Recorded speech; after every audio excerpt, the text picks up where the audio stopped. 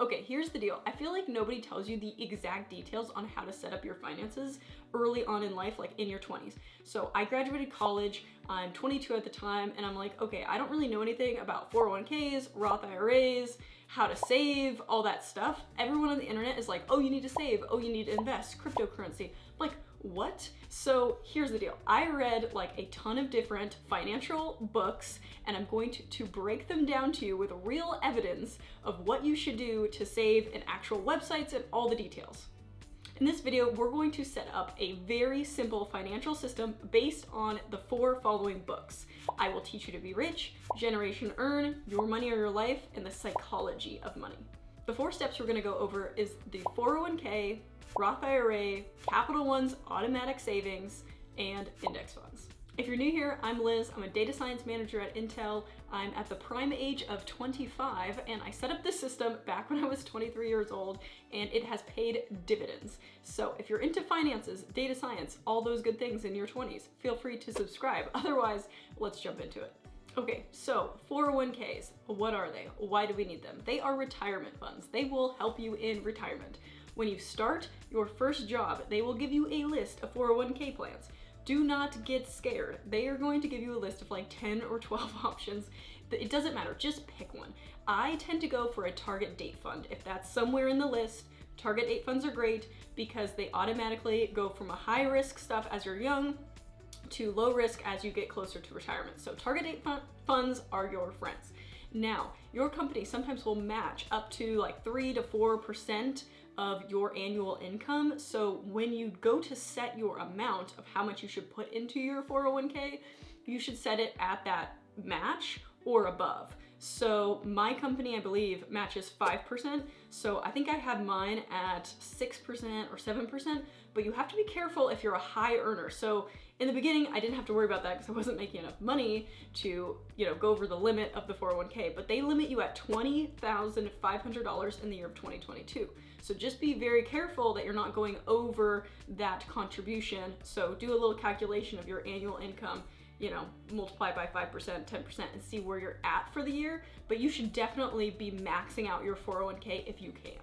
Okay, your 401k is out of the way, you're done. Okay, you set your amount. If you don't max it out, it's fine. Now we're on to automatic savings plans. So I recommend CapitalOne. I have a whole detailed video of my categories and all that stuff. Now this comes from the book, I Will Teach You to Be Rich. He's the one who told me CapitalOne because you can name your savings accounts. So you can go in there and name them like, I think his order of the ones that he said you should be focused on first is 1, building your emergency fund. So that's like 3 to 4 months of like income or living expenses. So if you lost your job, you could live off your emergency account for 3 to 4 months. That is super important. That should be the first thing that you save for.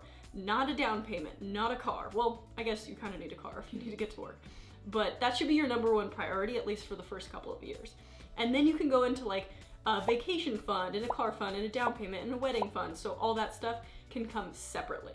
Now, the coolest thing about CapitalOne is you can set up these automatic savings where it just pulls straight out of your account. So before you even get your first check, maybe after actually, you're gonna set up, okay, send $100 to my car payment fund. And the cool thing with the CapitalOne is you can name it car payment. So send $100 there, send $100 to your wedding fund, send $100 to your emergency fund, and just start setting that up so it's on the first of the month. That's how I've set it up. I have like 200 going to my car, I have like 100 going to down payment, and then you don't even have to think about saving it. It just pulls it right out. Like you don't even have to worry. You don't even need to save. Then whatever is left in your debit account is what you can spend. Okay, so at this point, you probably don't have any more money to save, but if you do, you should set up a Roth IRA. It's basically like a secondary retirement fund that can make you a ton of money in the future.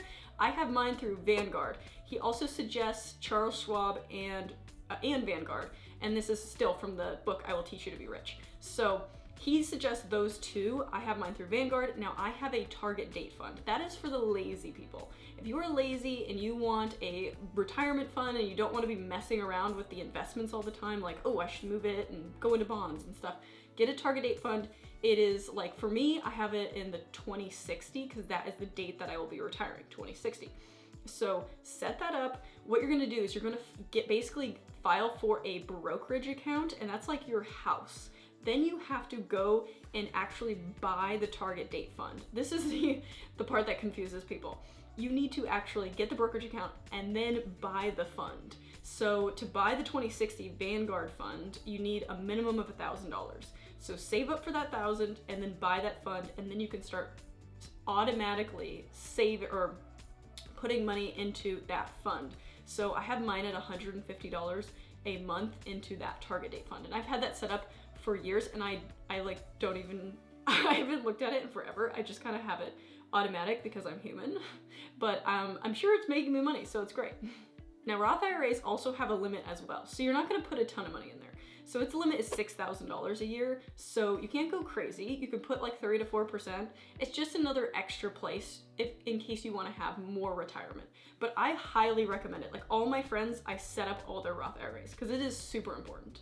Now at this point you should be tapped out of money, but if you still have money left over where you're like, okay, I have a little extra, you need to get a Robinhood account and basically start buying index funds.